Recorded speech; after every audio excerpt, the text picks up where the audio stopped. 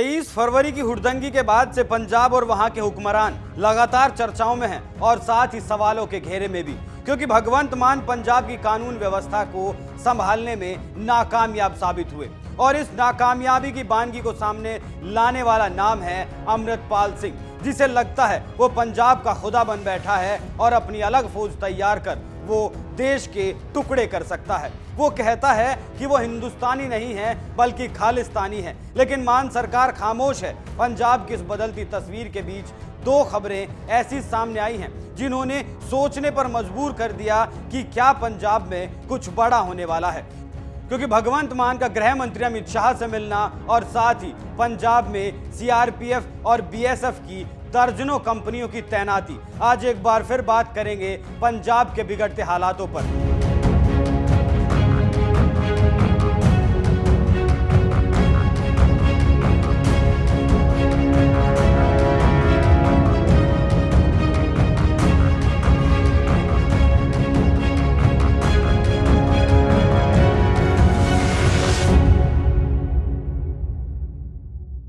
नमस्कार, NMF news देख रहे हैं आप। मैं हूं आपके साथ अभिषेक पुंडीर।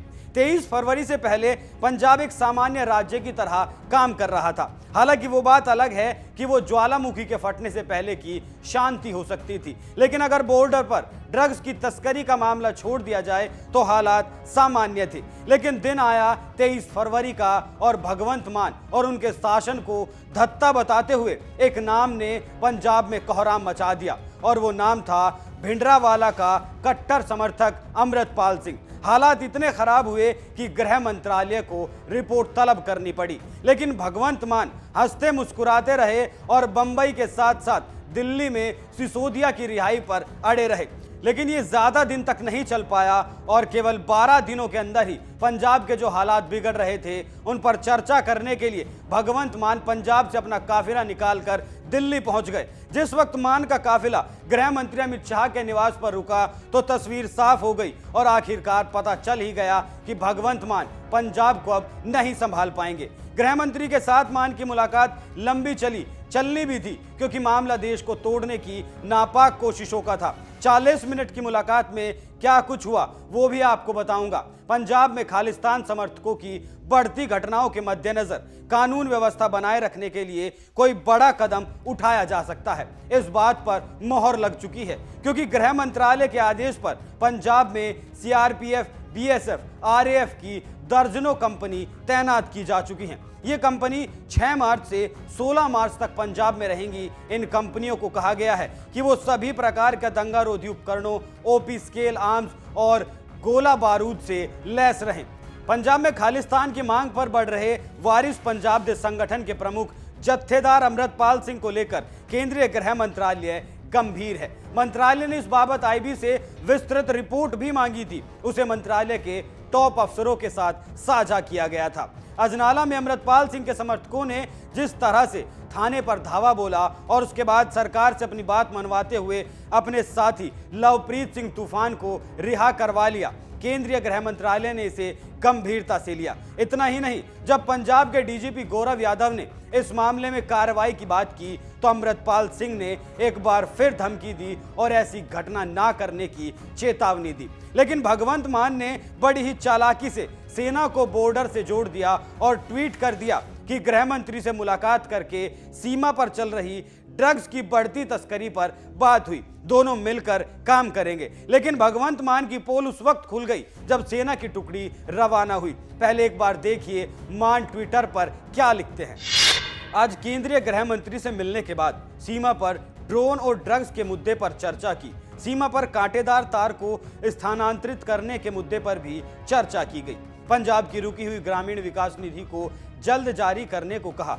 केंद्र पंजाब कानून और व्यवस्था के मुद्दे पर एक साथ काम करेगा। यहाँ पैसे का जिक्र करना भी जरूरी है, क्योंकि पंजाब को राज्य चलाने के लिए पैसा चाहिए। फ्री का जो लॉलीपॉप जनता को बांटा है, उन वादों को पूरा करने के लिए पैसों की जरूरत है। और पैसा क्यों चाहिए वो भी सुनिए। ये आंकड़ा सितंबर 2022 तक का है। सितंबर 2022 तक पंजाब सरकार पर करीब 3 लाख करोड़ का कर्ज था। आम आदमी पार्टी की भगवंत मान सरकार के लिए इस कर्ज से निपटना एक बड़ी चुनौती है। कैग की रिपोर्ट के मुताबिक राज्य सरकार को प्रदेश का खर्च और योजनाओं चलाने के लिए कर्ज लेना पड़ेगा। ये कर्ज 2025 तक जहां 3.75 लाख करोड़ तक पहुंचेगा, वहीं 2028-29 तक 6.33 लाख करोड़ हो जाएगा। इतना ही नहीं, मान सरकार ने $150 मिलियन वर्ल्ड बैंक से भी मंजूर कराए हैं। तो ऐसे में कहा जा सकता है कि पंजाब के हालात बद नहीं बल्कि बद से बदतर हो चले हैं और ऊपर से राज्यपाल और सरकार के बीच भी सब कुछ ठीक नहीं चल रहा। बता दें कि पंजाब में लंबे वक्त से राज्यपाल बनाम सरकार की एक सियासी जंग छिड़ी है। इस जंग की वजह है राज्यपाल बनवारी लाल पुरोहित की भूमिका और सरकारी कामकाज में उनका हस्तक्षेप। पंजाब सरकार दावा कर रही है कि राज्यपाल को सरकार के अनुसार ही चलना होगा, लेकिन यहां पर उनके द्वारा सिर्फ काम में अड़ंगा डाला जा रहा है। दूसरी तरफ राज्यपाल को मुख्यमंत्री भगवंत मान के जवाबों से आपत्ति है। उनकी भाषा पर कई तरह के सवाल उठाए गए। हाल ही में जब 3 मार्च के लिए बजट सेशन शुरू करने की अनुमति मांगी गई तो राज्यपाल ने लीगल एडवाइस लेने की बात कह डाली।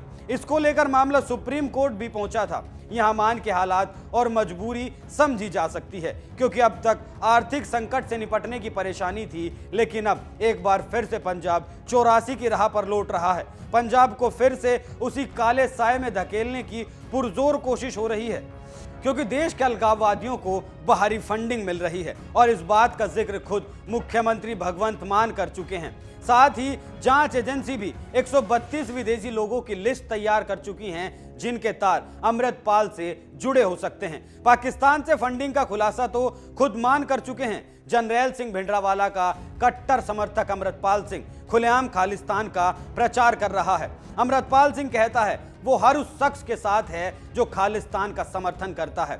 एसजीपीसी को केंद्र के हिसाब से नहीं बल्कि अपने संविधान के मुताबिक चलना होगा। विदेश में बैठे आतंकी गुरपंतवंत सिंह पन्नू के बारे में संधू ने कहा, सरकार किसी को भी आतंकी या साधु घोषित कर सकती है। आज भी सब पंजाबी गुलाम हैं। अब ऐसे में गृह मंत्रालय को ही ये सोचना होगा कि कौन सी गुलामी में हैं और इन्हें कैसी आज़ादी चाहिए। आप इस खबर पर क्या राय रखते हैं, हमें कमेंट करके जरूर बताएं। नमस्कार।